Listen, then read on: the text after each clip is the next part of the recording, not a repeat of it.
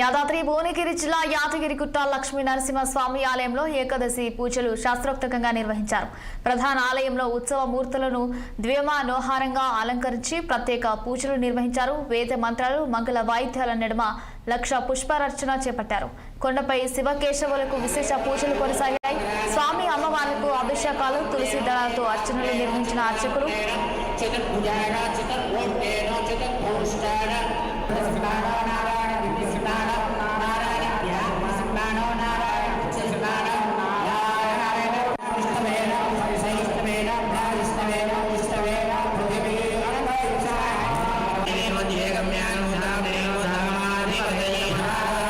తులసి దళాలతో అర్చనలను నిర్వహించిన అర్చకులు విశ్వేశ్వర పూజ సుదర్శన హోమం నిత్య కళ్యాణోత్సవాన్ని శాస్త్రోక్తంగా నిర్వహించారు.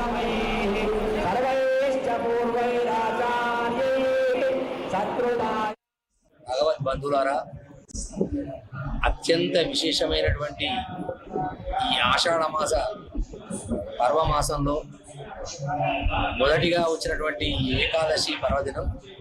దీనికి తొలి ఏకాదశి అని చెప్పేసి పేరు. అలాగే శయన ఏకాదశి అని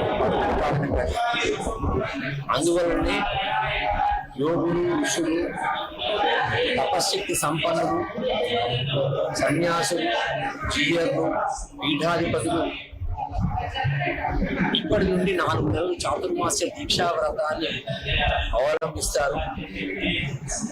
ఎందువలనగా వర్షాలు పడుతుంటాయి, చెట్లు పెరుగుతుంటాయి, చిన్న చిన్నటువంటి క్రిమికీటకాదులు ఆ యొక్క భూమిలోంచి వస్తుంటాయి. వాటికి ఎలాంటి హాని చేయకూడదు అనేటువంటి భావన చేత అందరూ కూడా చక్కని సస్యశ్యామలైనటువంటి పంటలు పండాలి, వాటి సమృద్ధిగా పండాలి, అందరూ బాగుండాలి, పశు సంపద బాగుండాలని ఈ యొక్క చాతుర్మాస్య వ్రతాన్ని ఆచరిస్తారు. ఈ రోజు నుంచి అందరూ కూడా దీక్షాపూర్వకంగా వ్రతాన్ని ఆచరించడం తొలి ఏకాదశి పర్వదినం. ఈ యొక్క ఏకాదశి పర్వదినాన సముద్ర స్నానం, నదీ స్నానము, అలాగే విష్ణు పుష్కరిణి స్నానం, ఆలయాల దగ్గర ఉన్నటువంటి పుష్కరంలో స్నానం ఆచరించి భగవంతుని దర్శించినట్టయితే సమస్త ఫలాలు వస్తాయని చెప్పేసి ప్రసిద్ధి. అలాగే భాద్రపద ఏకాదశి పరివర్తన ఏకాదశి అని, భగవంతుడు పవళింపులో ఒక పక్కకు తిరగడం పరివర్తన ఏకాదశి. అలాగే కార్తీక మాసంలో వచ్చేటువంటి ఉత్థాన ఏకాదశి అని చెప్పేసి